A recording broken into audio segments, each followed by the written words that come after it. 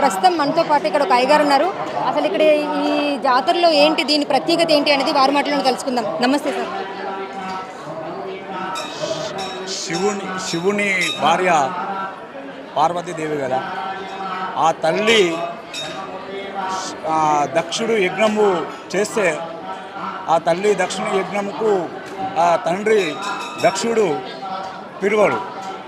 అప్పుడు పిలవకుండా కూడా ఆ దక్ష యజ్ఞానికి అమ్మవారు పోతే ఆ అమ్మవారి ఆ దక్ష యజ్ఞంలో ఆ స్వామివారు దక్షుడు యజ్ఞం చేస్తానంటే పిలువని పేరంటానికని ఆహ్వానిస్తే అది ఆహ్వానించకపోతే అక్కడ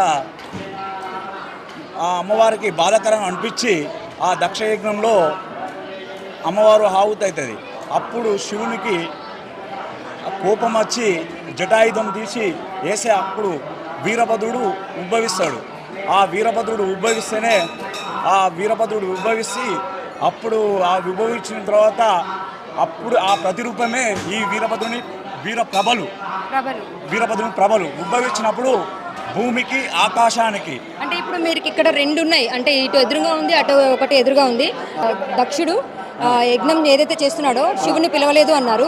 సో అప్పుడు శివుడికి కోపం వచ్చి, అంటే ఏదైతే సతీదేవి చనిపోతుందో ఆ తర్వాత మనకు తెలిసిన ఇప్పుడు మన భద్రకాళి అమ్మవారును మన వీరభద్ర స్వామి అంటారా? ఇవి రెండు వీరభద్ర స్వామి, ఇది భద్రకాళి అమ్మవారు అటు.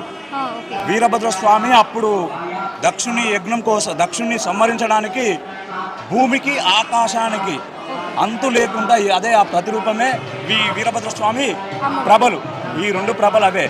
అప్పుడు అక్కడి నుంచి ఇక్కడ దాకా ఆకాశానికి భూమికి మొత్తం భయంకర రూపంతో వీరభద్రుడు ఉద్భవించి అప్పుడు దక్షుణ్ణి సంహరించాలి కదా. దక్షుని సంహరిస్తానంటే ఆ రక్తపు చుక్కలని కింద పడితే కొన్ని కోట్ల దక్షులు మళ్ళీ పుడతాండ్రు. అప్పుడు అమ్మవారు ఆ నాలుక చాపి నీటి బొట్టు కూడా కింద పడకుండా ఆవుతి చేసుకుంటా ఉంటుంది. అదే ప్రతిరూపంగా సంక్రాంతి జాతర ఏదైతే ఉందో ఈ విధంగా ప్రభలు మన దేవుడి చుట్టూరు గుడి చుట్టూరు ప్రాంగణంలో తిప్పుతూ ఉంటారు. అంతేనా? అవును. వీరభద్ర స్వామి ప్రతిరూపమే వీరభద్రుని ప్రభలు.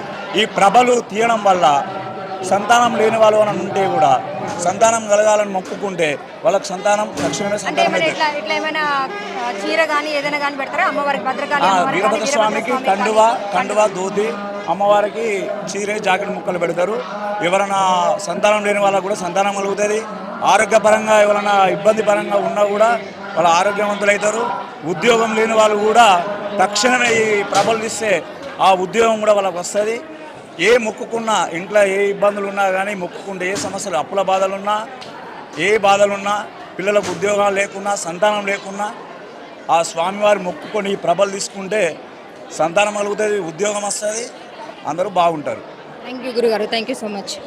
మన వీరభద్ర స్వామి యొక్క జాతర జరుగుతుంది. ఆ శివుడి యొక్క ప్రతిరూపం ఏదైతే మన జటాజూటాల నుంచి ఉద్భవించినటువంటి స్వామివారే వీరభద్రుడు అని చెప్పేసి అని భద్రకాళి అమ్మవారు వీరభద్ర స్వామి ఇద్దరు కూడా ఉద్భవించడం జరిగింది. సో అలా ఈ గుడి ప్రాంగణం చుట్టూ ఏదైతే మనకి ప్రదక్షిణలు చేపిస్తున్నారో వీరభద్ర స్వామికి అయితే మనకి కండువా కప్పినా కానీ ఆ భద్రకాళి అమ్మవారికి చీర పెట్టుకున్నా కూడా కోరుకున్న కోరికలు నెరవేరుతాయని చెప్పేసి అని ఎవరికైతే సంతానం లేదో అటువంటి వారికి కూడా సంతానం కలుగుతుందని మన అయ్యగారి మాటల్లో చెప్పడం జరిగింది. కెమెరామెన్ రాకేష్తో స్వప్న, జీటీవీ, హనంకొండ.